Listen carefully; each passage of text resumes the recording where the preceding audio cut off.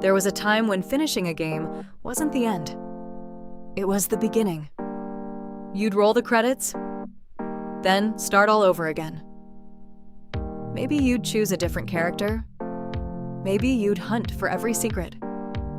Maybe you simply loved the world enough to experience it one more time. Some games weren't just played once. They became part of your life. Today, that feels increasingly rare.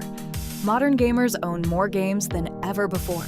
Digital stores put thousands of titles just a click away.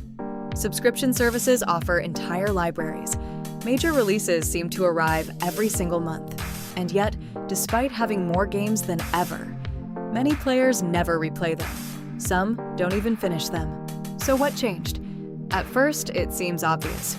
We're all busier now. Work, school, families, responsibilities. Time becomes more valuable as we get older. But that isn't the whole story. Even when we do have time, many of us don't return to old favorites. Instead, we scroll through endless libraries searching for something new. And that endless choice may be part of the problem. Psychologists call it the paradox of choice. The more options people have, the harder it becomes to commit to one. Years ago, you might have owned 10 games.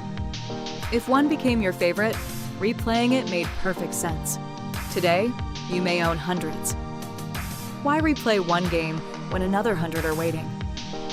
Ironically, having more games can make each individual game feel less valuable.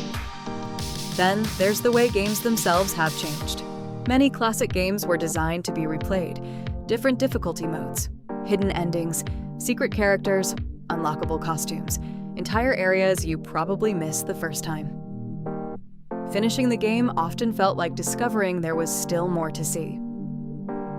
Modern games often take a different approach. Instead of encouraging multiple playthroughs, many try to include everything in a single one. Massive open worlds, hundreds of side quests, dozens of collectibles. By the time the credits roll, players may have already spent 80 or 100 hours exploring everything the game has to offer. The thought of starting over can feel overwhelming. Another reason is something few people talk about. The internet changed how we experience games. Years ago, your first playthrough was filled with surprises. You didn't know the ending. You didn't know the hidden areas. You didn't know the strongest equipment. Every discovery felt personal. Today, many players watch trailers, gameplay videos, reviews, live streams, and walkthroughs before they even buy a game. By the time they finally play it, some of the mystery has already disappeared. And mystery is one of the biggest reasons we replayed games in the first place. We wondered what we had missed. There is also the pace of modern gaming. The industry moves faster than ever. Every month brings another highly anticipated release. Social media fills with discussions about the newest game. Friends move on, content creators move on, communities move on. Players often feel they should move on too. Replaying an older game can almost feel like falling behind, but perhaps the biggest change is how we define value.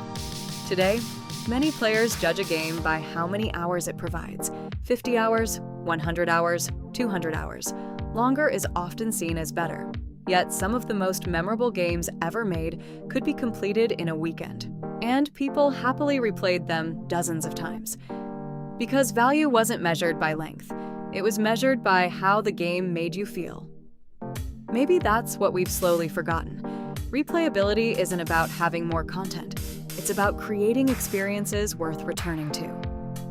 A familiar town, an unforgettable soundtrack, a favorite character, a level you've memorized so well that it almost feels like home. Those moments stay with us, not because they lasted forever, but because they mattered.